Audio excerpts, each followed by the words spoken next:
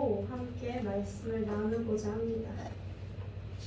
제가 신학생이 되고 나서 가장 많이 들었던 질문이 이것이었습니다.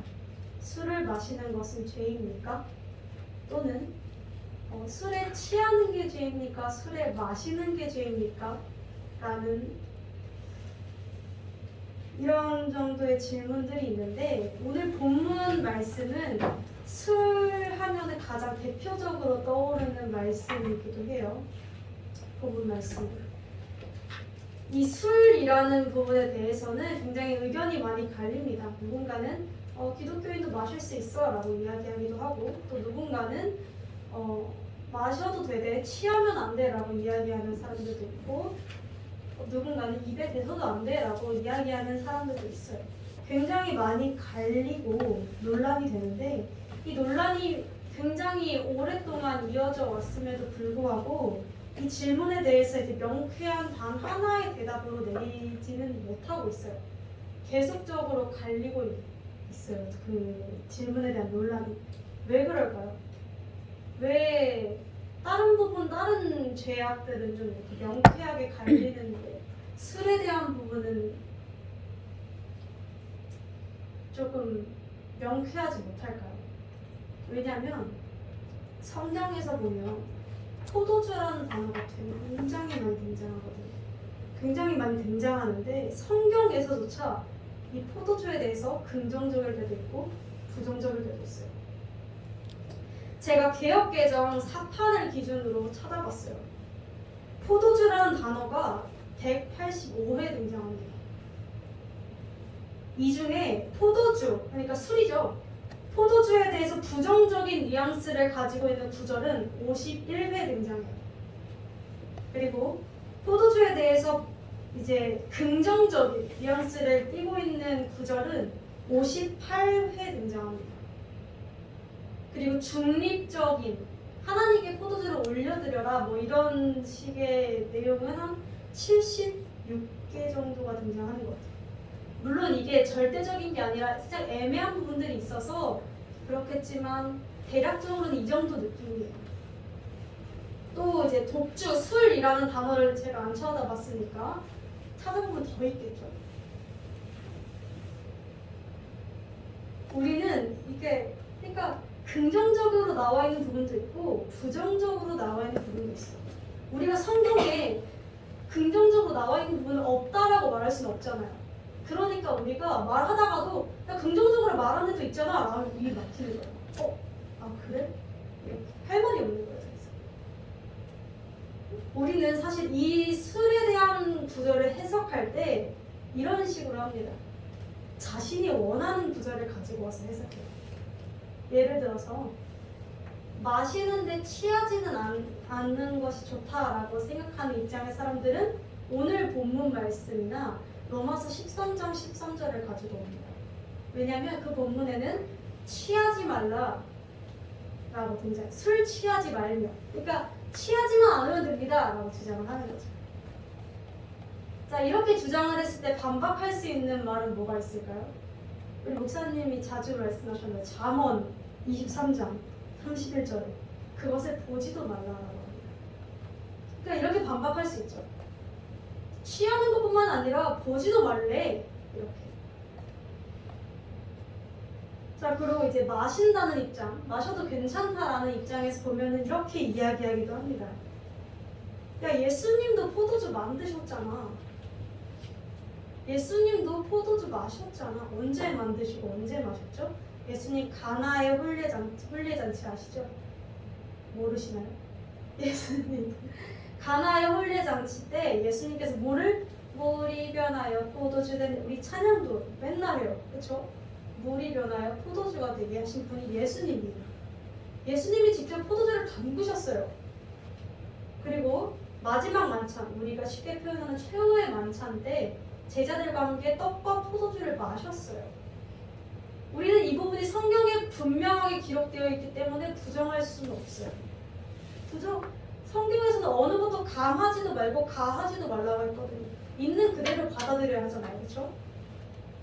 그렇기 때문에 우리는 이 모든 것이 성경에 분명하게 기록되어 있기 때문에 헷갈립니다. 혼란스러워요. 우리 이렇게 생각해요. 성경은 왜 이렇게 모순적이지? 라고 생각해요. 어디서는 마시라고 그러고 어디서는 마시지 말라고 그러고 어디서는 괜찮다고 하고 어디서는 괜찮지 않다고 하고 하니까 굉장히 혼란스러워요. 그래서 아마 계속해서 논란이 되고 있는 것 같아요. 이 부분에 대해서. 그런데 우리가 알아야 할 사실은 성경은 모순적인 것이 아닙니다. 성경이 모순적으로 보이는 이유는 우리가 중심을 모르기 때문인 거예요. 우리가 살짝 헷갈리는 부분이 있는데 성경은 법조문이 아니에요. 그러니까 단어 한 구절을 문자적으로 그대로 인식해야 하는 책이 아니라는 뜻이에요. 성경은 2000년 전에 2000년 훨씬 이전에 구약은 기록되어졌어요. 이 당시에 쓰여졌을 때 물론 우리에게 전해지는 말씀이지만 1차적인 독자가 아니라는 거예요. 우리는. 자, 제가 이렇게 생각해 볼게요. 제가 지금 여기서 나연 성도에게 편지를 써요. 나연아, 너는 참 멍청이야. 우리는 알아요. 이것이 장난이라는 걸. 알죠? 자, 이걸 근데 2000년 후에 우리 후세가 보면 어떨까요? 김나연은 멍청이였다.가 되겠죠. 장난인 줄 모르죠. 그 의도를 모른다는 거예요. 그렇게 한 문장만 가지고 해석하면 모순적으로 들릴 수 있어요. 왜냐면 나연 성도는 멍청이가 아니거든요. 그쵸? 그래서 우리는 전체적인 의도를 파악해야 하고 성경이 전체적으로 무슨 의미를 가지고 술을 긍정적으로 표현했는지 부정적으로 표현했는지를 봐야 한다. 우리가 사실 술 부분이 아니고서도 제가 이거 자주 사용하는 비유인데 이제 성경은 이제 구로 표현을 해요. 제가 그렇게 표현을 해요. 왜냐면 공이라고 생각해볼게요. 축구공 같은. 자, 중심은 예수님이에요. 그리고 성경이 기록되어져 있는 각 구절들은 중심에서 하나하나 상황에 맞춰서 펼쳐놓아서 겉에 부분은 그런 거예요. 약간 느낌이 오세요? 중심은 예수님이고 우리 겉면 있잖아요. 겉면은 그 중심에서 이제 상황에 맞춰서 중심을 적용시켜서 이렇게 나간 거라고 보면 돼요. 그렇기 때문에 이거를 평면적으로 봐서는 안 돼요. 입체적으로 봐야 한다는 뜻이에요. 성경. 어렵나요? 그러니까 이쪽에서 볼 때와 이런 상황에서 볼 때와 이런 상황에서 볼 때 해석되는 게 조금씩 다를 수 있다. 근데 우리가 중심을 봐야 하는데 예수 그리스도의 초점을 맞추고 각 구절을 봐야 하는데 그냥 그 한 부분에만 집중을 하게 되니까 성경 구절이 되게 모순적으로 보이고 이해가 안 될 때도 있는 것입니다. 그러니까 그렇다면 성경 전체적으로 통틀어서 성경은 술을 무엇이라고 이야기하고 있을까요? 성경은 술에 대해서, 술 자체에 대해서는 긍정적이지도 부정적이지도 않습니다. 왜냐면요, 예수님은 이렇게 말씀하세요. 마태복음 7장 15절에서 16절에 이렇게 말씀하세요. 무엇이든지 밖에서 제가 잘못했나요? 제가 읽어드릴게요. 무엇이든지 밖에서 사람에게로 들어가는 것은 능히 사람을 더럽히지 못하되 밖에서 사람에게로 들어가는 건 사람을 더럽히지 못하되 사람 안에서 나오는 것이 사람을 더럽게 하느니라. 왜? 사람 마음에서 시작되기 때문에, 사람의 죄성에서 시작되기 때문에. 이게 무슨 뜻인가요? 음식 자체는 죄가 되지 못한다는 뜻입니다. 다만 사람의 마음이 악하다는 것입니다. 돈 그 자체로는 악하지 않습니다. 유용한 수단이죠. 그러나 이 돈이 사람의 죄성과 합쳐질 때 사람이 돈을 사랑하고 돈이 사람보다 위에 서고 돈이 사람의 죄성과 합쳐져서 악한 곳에 쓰일 때 그것을 우리는 악하다고 표현합니다. 성적인 부분도 같습니다.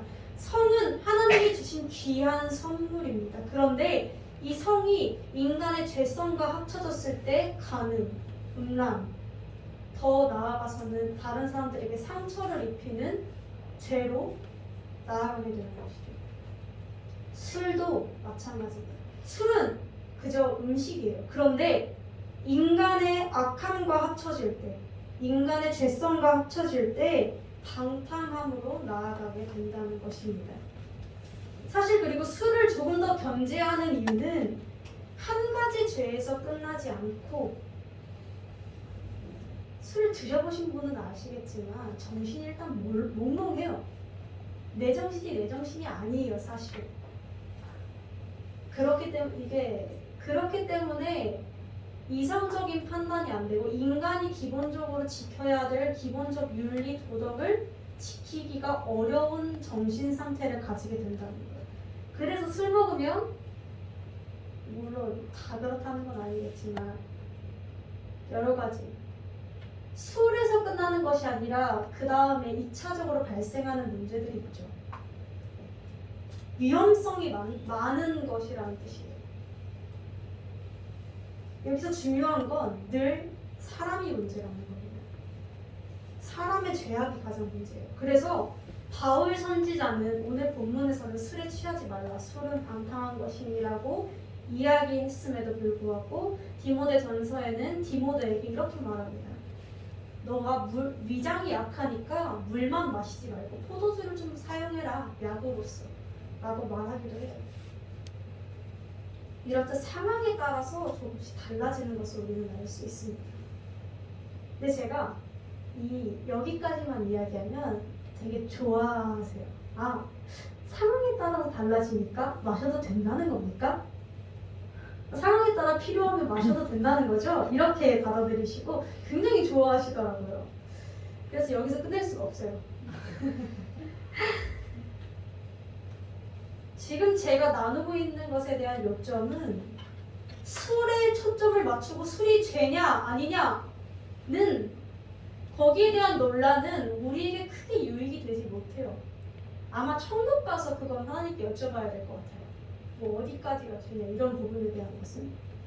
그러나 이런 헷갈리는 문제들을 술에 집중하면 우리는 답을 영원히 못 찾을 것이지만, 하나님께서는 이미 답을 내려주신 한 가지가 있어요. 뭐예요? 예수 그리스도. 우리가 성경을 볼 때 술의 초점이 아니라 예수 그리스도에 초점을 맞추게 되면 해결 방법이 보이기 시작합니다.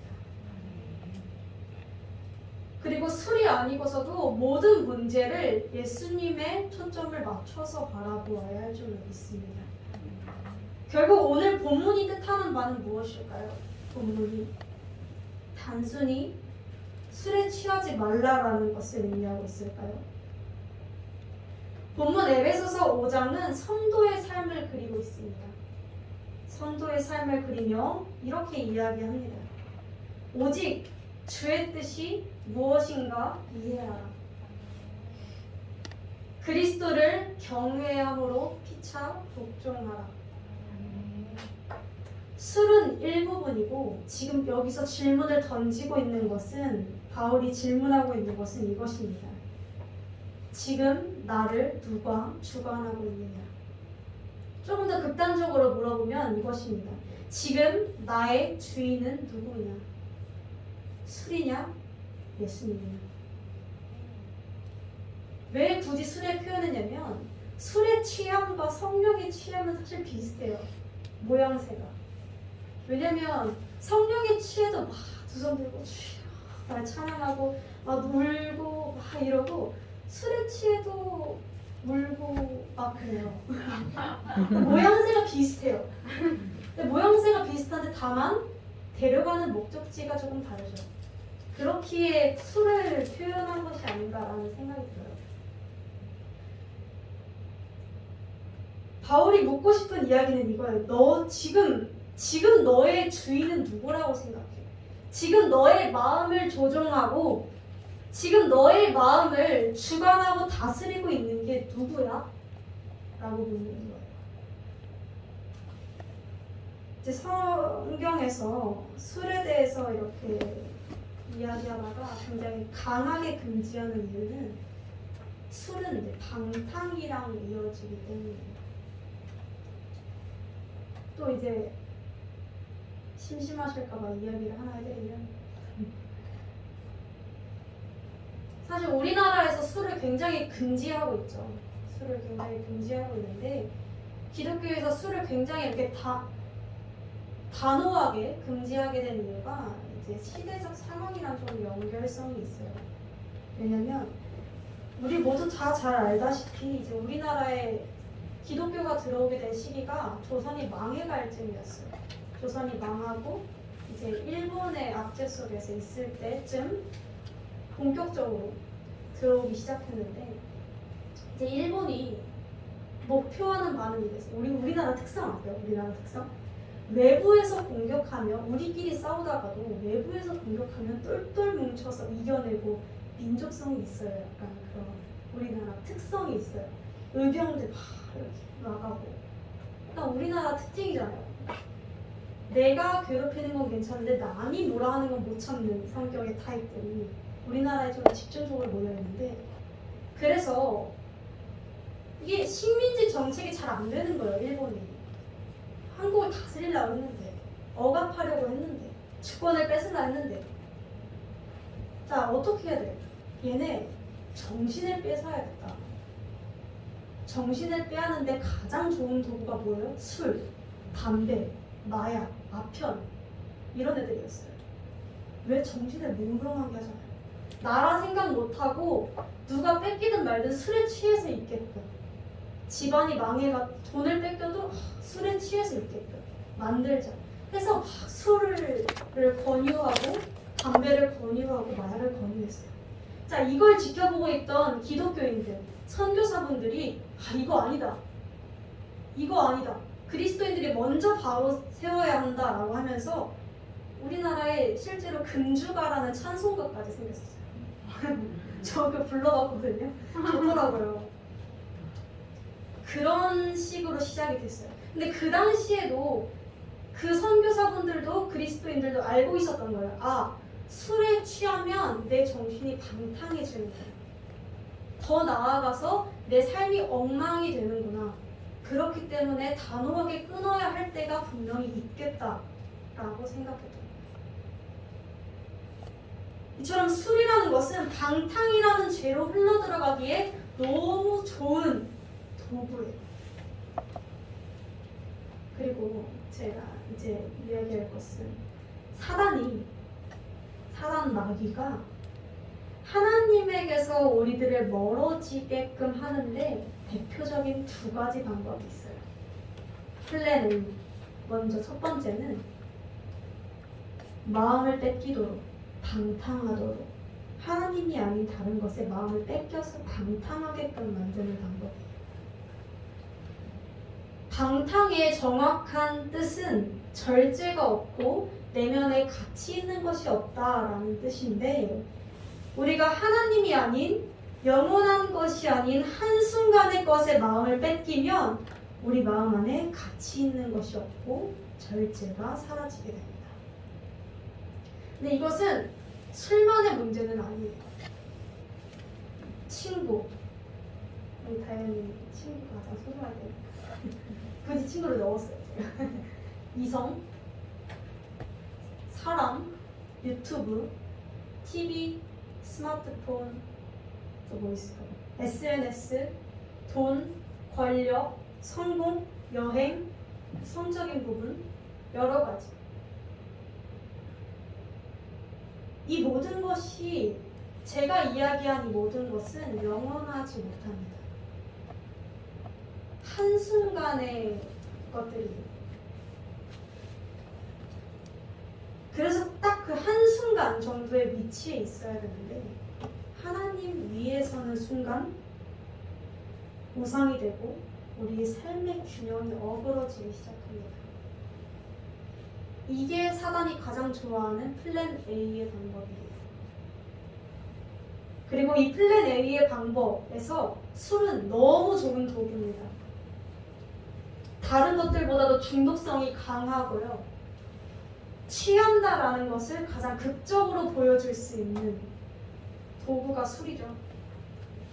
그리고 오늘날 현대사회에서는 이 술이 문화로 젖어 들어가서 우리를 문화로 괴롭힙니다.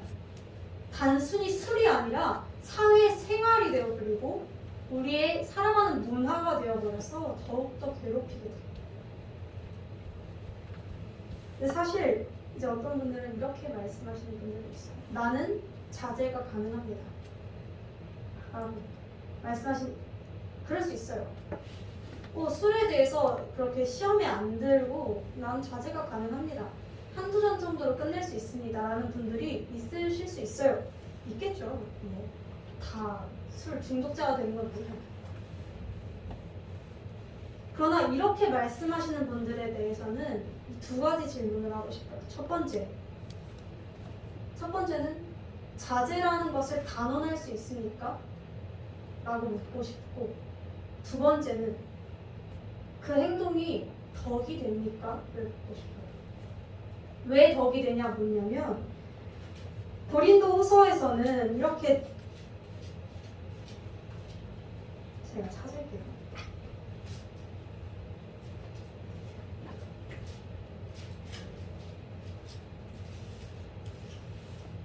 수없이 이야기해요. 뭐라고 이야기하냐면 우리에게 자유가 주어졌으나 우리의 자유를 다른 사람 실족하게 하는 데 사용하지 말라. 다른 사람을 덕을 쌓아주는 데 사용하라. 자, 우리가 예를 들어 이런 거죠. 비유하자면 제가 그래 술, 그래 자제할 수 있어. 오케이. 그런데 제가 전도사인 제가 많이 안 돼요. 술을 여기다가 이게 진짜 메밀차 대신에 술을 따라놓고 난 취하지 않아. 취하지 않는 알코올성 한 0.1도 되는 미슬톡톡을 여기다 가득 따라놓고 이건 복숭아니까요 라고 하면서 마신다면 여기 계신 성도님들이 얼마나 실족하시겠습니까? 이게 맞아? 혼란스럽겠죠. 믿음이 어느 정도에 정말 그래 난 믿음이 괜찮아 나는 거기에 자유해 라는 분들이 그렇게 말씀하시는 분들도 있으나 그럼 다른 사람들은요? 혼자 신앙생활 하세요? 그걸 보는 다른 사람들은요? 안 믿는 사람들이 저를 만약에 술집에서 봐요. 술집에서 보면은 뭐야? SNS에 그렇게 말씀 올려대고 그렇게 막 이야기 뭐해 여기서 이러겠죠. 이런 느낌이에요. 그 두 가지 질문을 하고 싶다는 거예요.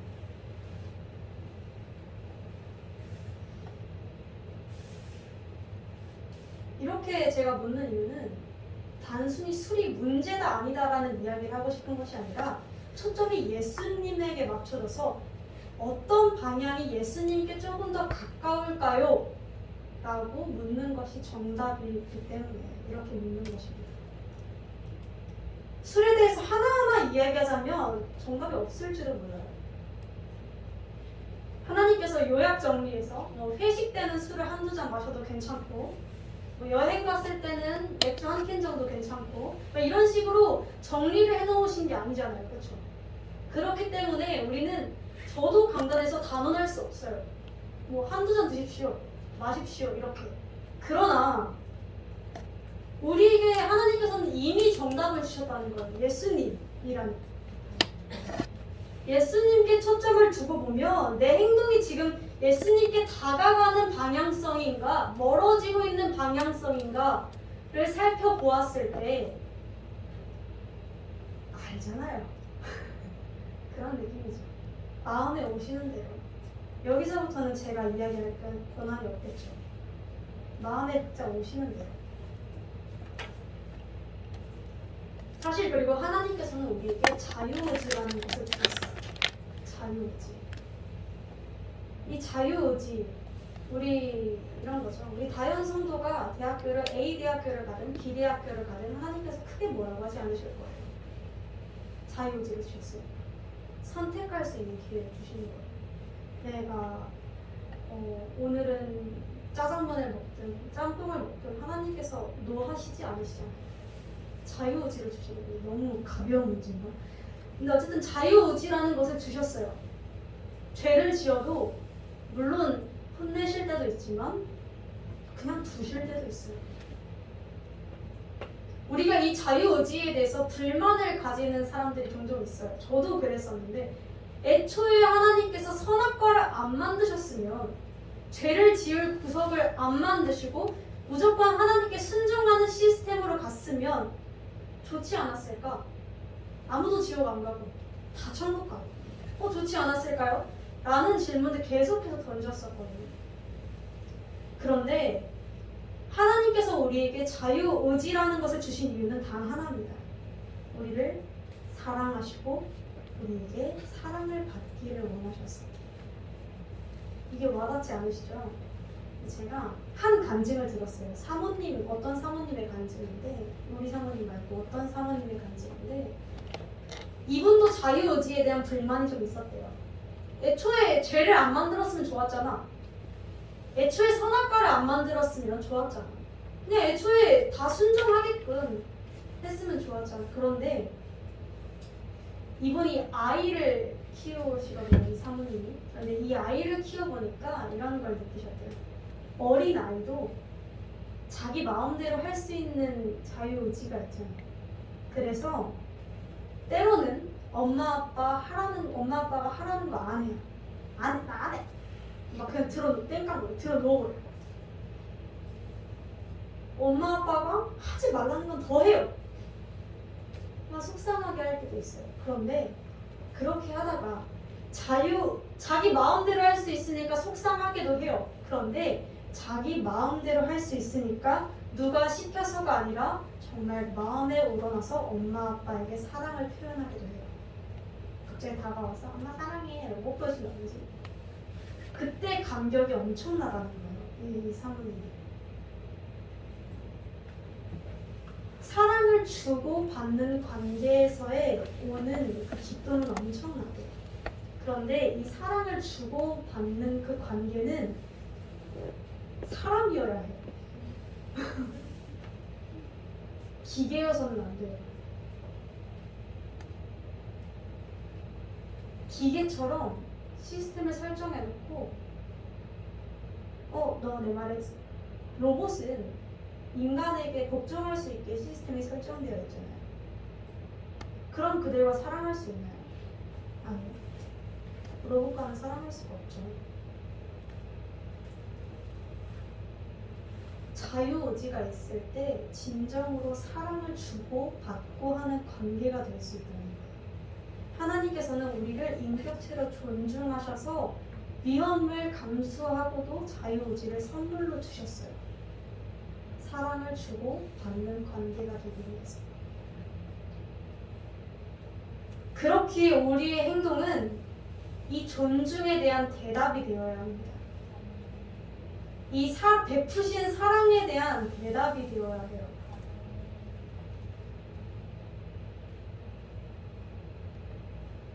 단순히 술에서 그치는 것이 아니라 모든 행동 부분에서 하나님을 초점으로 두고 예수 그리스도를 초점으로 두고 하나님이 베푸신 그 사랑에 대한 대답으로 이루어 나가야 할 줄로 믿습니다.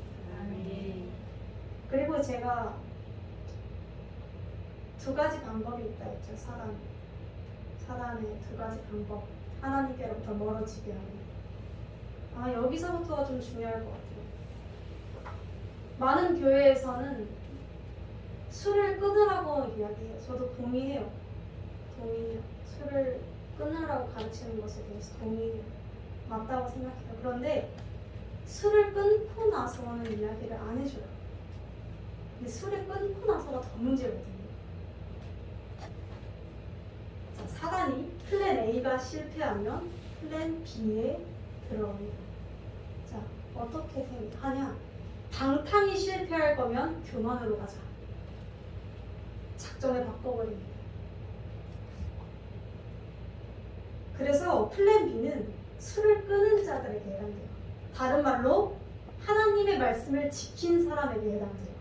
순종하고 기도 열심히 하고 철야 예배 나오고 수요 예배 나오고 새벽 기도 한 사람들에게 해당돼요. 플랜 B는.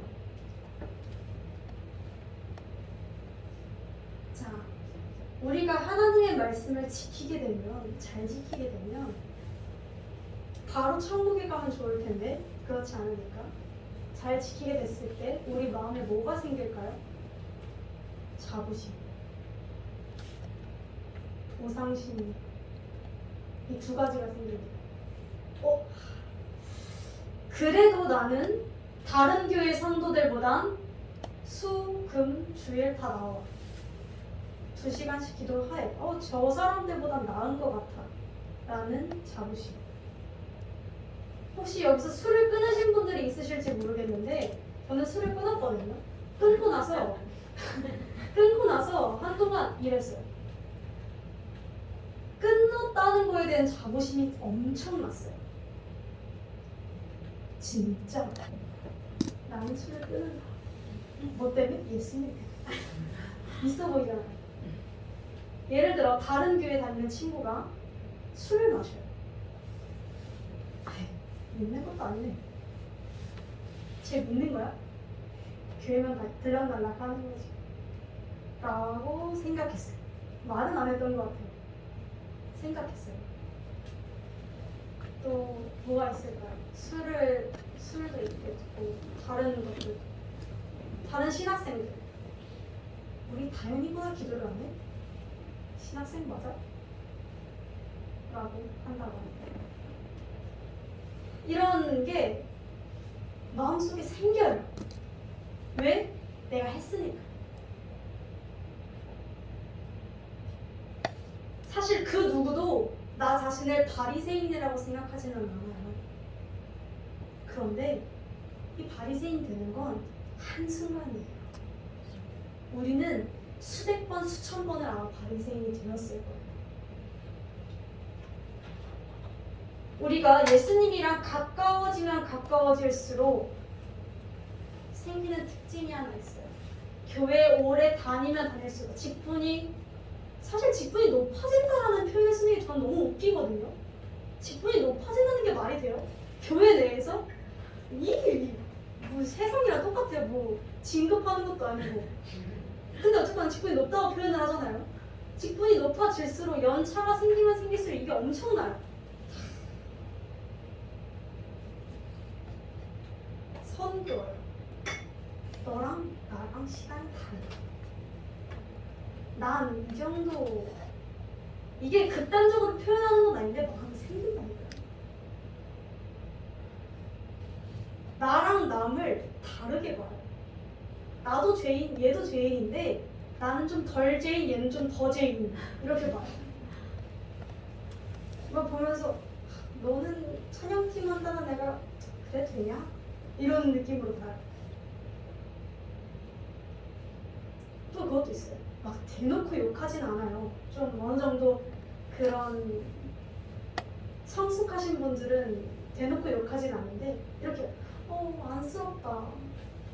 아휴 저게 기도해줄게. 기도해야지 어쩌겠어. 제 신앙이 좀 연약해서 그런 걸 위에서 아래로 봐요. 이렇게 봐요. 그래 너가 참 그렇네. 한심하게 봐요. 신앙의 급을 매기고 판단해요. 자, 이게 조금 더 퍼지면 어떻게 돼요? 비그리스도인들이랑 우리랑 아예 선을 그어버려요. 너는 우리 얘기 이해 못하는 사람, 우리는 영적인 진리를 뭔가 깨우쳐서 좀 다른 사람, 너네들은 뭘 좀 모르는 사람, 아예 얘기를 안 해요. 아니면 너무 어려운 말들을 막 해버려요. 둘 중에 하나예요. 저는 어려운 말을 좀 했어요. 그래서 애들이 멀어지더라고요, 저는. 제가 싫었나 봐요. 이게 사단의 플랜 B예요. 교만. 이 사단 B 플랜에 넘어가면 A나 B나 뭐가 다르겠어요? 그 제목만 달라진 것이지 뭐 크게 다른가요?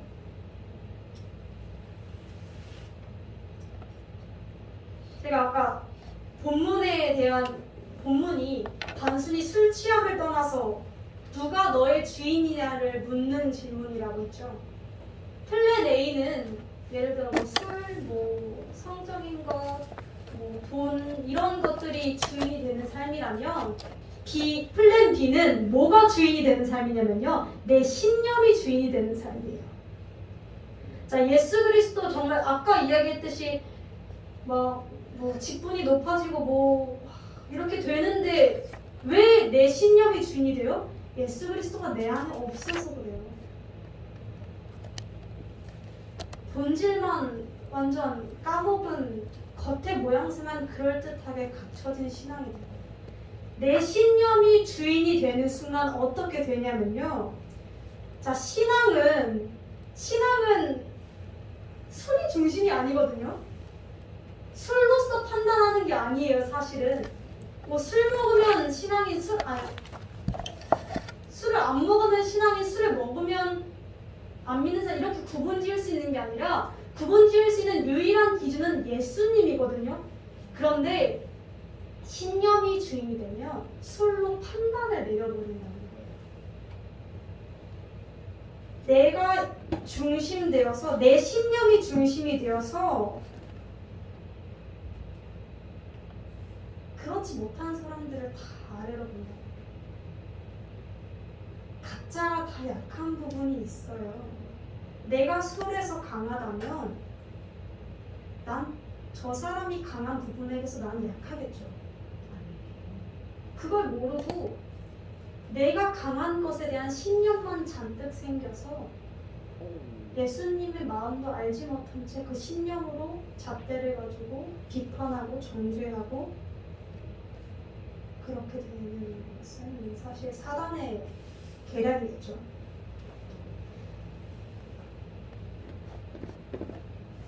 자기 합리화를 합니다.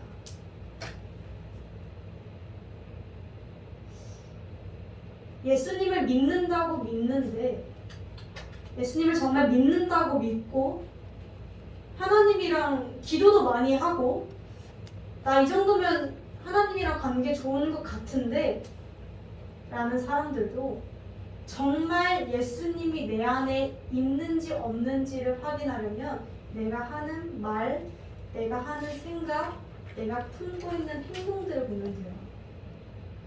나 하나님 앞에서 기도 열심히 해. 죽어라 해. 그런데 뒤돌아서면 남한테 야!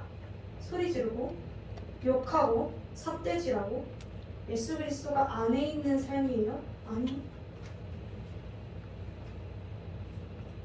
전혀요. 천국 가는 기준은 예수 그리스도가 내 안에 있느냐 없느냐예요. 뭐 얼마나 오래됐냐, 뭐 얼마나 기도가 그러냐, 얼마나 뭐 술을 잘 끊었고 얼마나 기도응답을 많이 받았냐 이유 아니고요. 얼마나 하나님께 복을 받았냐도 아니고요. 예수 그리스도가 내 안에 있냐 없냐, 내 안에 있냐 없냐를 파악하려면 내 입에서 나오는 것들, 내 입에서 나오는 것들이 지금 다른 이들을 상처 주고 있는가? 내 마음에서 나오는 생각들이 예수 그리스도가 품지 않을 생각인가? 품을 생각인가? 예수 그리스도가 뱉을 말인가? 아닌가? 예수 그리스도가 하실 행동인가? 아닌가를 보면 내 안에 예수 그리스도가 있나 없나를 판단할 수 있습니다. 사실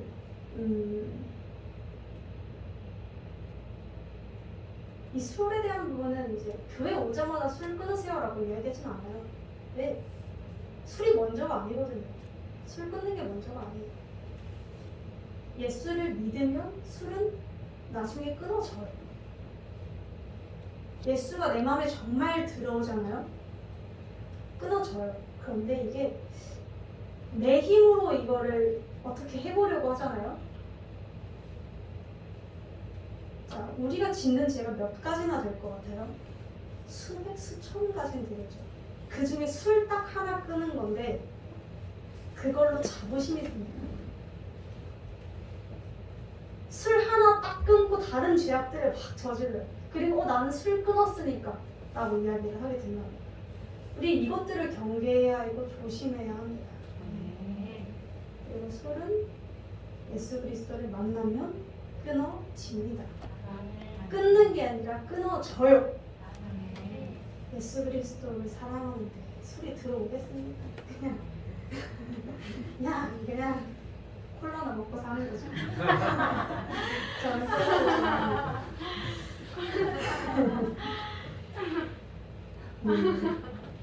좋아합니다. 콜라도 좀 줄여야 할 것 같아요.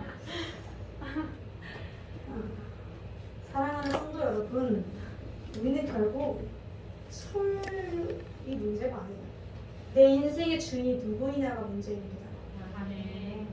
사단은 계속해서 내 인생의 주인이 술이 되도록, 또는 사람이 되도록, 또는 다른 것들, 내 신념, 나 자신이 되도록 계속해서 끌어내려고 하지만 우리의 유일한 주인은 예수 그리스도입니다. 그 중심이 바로 서는 것이 우리의 목표이며 목적이 되어야 할 줄로 믿습니다. 잠언 15장 24절에는 지혜로운 사람은 위에 있는 생명의 길을 향함으로 아래에 있는 지옥을 떠나게 된다라고 합니다. 생명을 향함으로 지옥을 떠나게 된다. 예수 그리스도가 중심이 되어야 합니다. 술은 아무 문제 되지 않습니다. 먹어도 된다는 뜻이 아닙니다. 별 문제가 될 것도 아니라는 거예요. 우리가 상대할 수준도 아니라는 거예요. 우리가 예수를 바라본다면 저와 여러분이 진정으로 예수 그리스도를 내 안에 품고 따라가는 삶이 되기를 주님의 이름으로 소망합니다.